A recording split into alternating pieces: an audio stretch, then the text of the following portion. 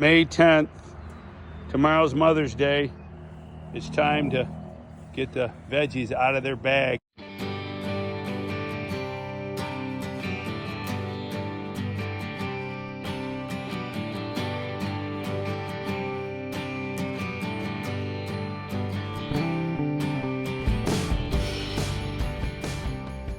Jackson, what are you spreading there? What do you got? Healthy garden. Healthy garden. Let's see it. Show me the bag, please, sir. Healthy garden from Dairy Do. All right. Let's turn it around so we can read it good. All right. 765 with 5% calcium, organic, natural. He's going to spread that in the dirt. We're going to till it in. We're going to go a little deeper with the tiller, and then we're sticking our plants. Our plants, here they are. Here's the 301 house. She's a brick house. The Ford's going the wrong way, but we're going to turn it around. Here we go, the Sherwood, and there's our plants. These plants are all going in the ground today. It's time, baby. Cherry tomatoes, beefsteak tomatoes, green peppers. Drool, baby, drool. All right, join us, Spring Garden. We're gonna give her a little booster here, 𝐕𝐈𝐃𝐄𝐒 for minerals. The minerals will make your vegetables taste better. That's what's missing in today's grocery store vegetables, minerals. They deleted the minerals from the soil decades ago. Hence GMO seeds, hence growing organic and natural with minerals. It's also in the Dairy Do. All right, here we go, Jackson. We've got the azomite and the Healthy Garden tilled in, and now the plants are already, that's drip tape irrigation he's holding there. We're gonna use drip tape irrigation this year. Stay tuned for that. But go ahead, we used to use it years ago. When we grew the 2 state champion pumpkins, we used drip tape. Get the tomato plants, Jackson, and we're gonna lay them out here. Isn't all mandatory to do with the Dairy Do. The Dairy Do is a great product. They're already planted in a 301. Look how beautiful these plants are. There's green pepper, is that Jackson? Yep. Green pepper. Jackson started all these from seed right out of the packages. I don't know what it's been, 6 weeks, 2 months. I don't know. When was it, Jack? Anyways, you dig a hole there, but this is what we're gonna use. We're gonna use some of this. We're gonna water this in. I've given this to a few of my vegetable friends. They struggle with their gardens. This stuff here is like magic dust for your plants, all your vegetables. It's going to send the roots in search of phosphorus. It's also going to help prevent disease, gives all kinds of, the plant takes in more nutrients. Look at the benefits here. Anyways, try some 𝐕𝐈𝐃𝐄𝐒 wettable powder. We're going to water this in as we plant these today, inoculating the root systems again, because they've already got mycorrhiza in the Dairy Do seed starter, but we're gonna hit them again. Jackson got the Pee-wee shovel out. Get a little bit deeper in there. All right, and here's our row. And now we're gonna do the 𝐕𝐈𝐃𝐄𝐒's wettable powder. I'm just gonna sprinkle some in here. That's probably plenty. Just take your scissors. You know what I found out, Jackson, before? If you just cut the bottom out of the bag, remember we thought last time?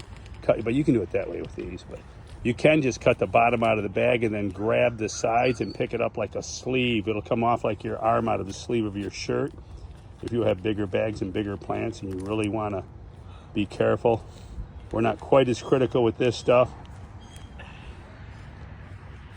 I'll show you another alternative after. That's one way of doing it right there. I'll mix up the mycorrhiza while he's peeling back that bag.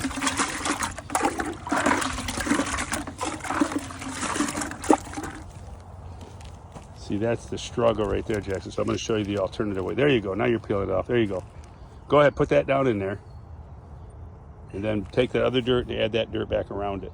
That's that 301 Dairy Do. We want that in there. We want that all the way around, evenly around the edge. That'll help it adapt better. But you know what? First, hold on. Hold on before you get too far.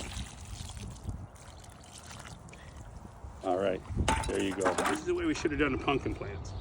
All right, you cut the bag out like this. And with the pumpkin plants, you want to be careful you're not giant pumpkins, you're not severing major roots doing this at the bottom. But with this, we're a little less concerned. It's just green peppers for the eating table. Wish Grandma was still alive. She made the best stuffed green peppers on the planet. So then we just take this. Now the bottom's gone. Put your hand under here, set this in here, and then voila. Voila, baby. Voila! Now a little mycorrhiza. In a pot. A little bit of wettable, extreme wettable powder.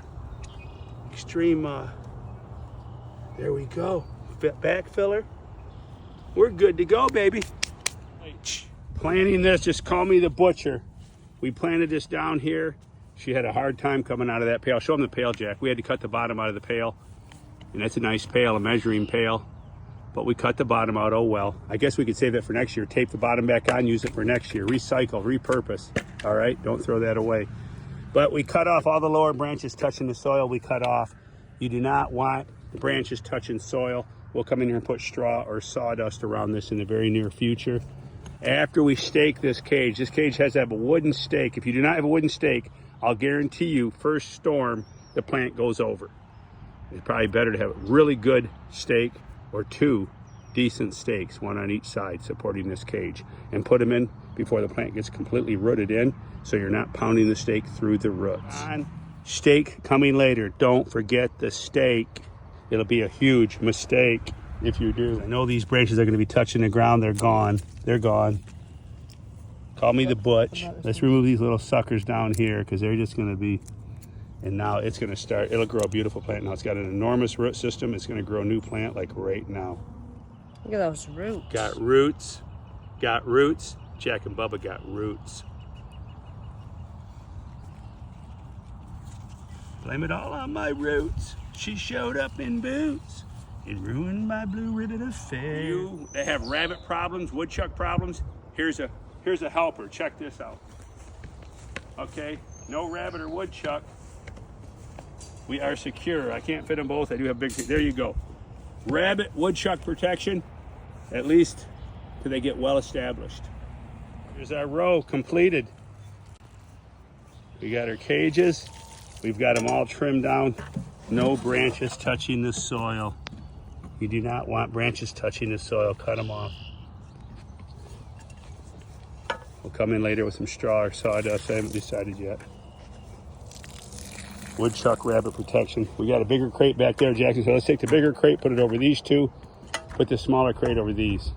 So at least a rabbit doesn't come in and just end our day on day one. Our rabbit woodchuck protection. They will take you out on day one, or will they? Only if they're really good diggers and really fast, because we're watching from the house. All right, here we go. Come on, Jack, and get that little crate down here. We'll give one or two of them. That might fit on two. It might be close. No, no. Nope. No, go ahead, just get one of them. There you go. Get the outside one, because it's going to come in here most likely. Grab this outside one first. Now, you know what we'll do, Jackson? We'll get a woodchuck trap, a live trap, cut the bottom out of the cage, and set a woodchuck trap over there. So that'll be the bait inside the woodchuck trap. It's genius, I tell you, genius. They may get the plant, but we'll get the woodchuck. Oh, my worm. Oh, look at the worms. We got worms. You got worms? Let me see that worm. Bring it over here. Got worms? Jack's got worms. All right, we got some awesome soil here. I want to make sure my line don't break. I don't want to lose that spinner. It's a valuable spinner. All right, bad pike, bad pike. What you gonna do when Jack and Bubba come for you? Bad pike, bad pike. Eating size, eating size. Bad pike, bad pike. What you gonna do when Jack and Bubba come for you?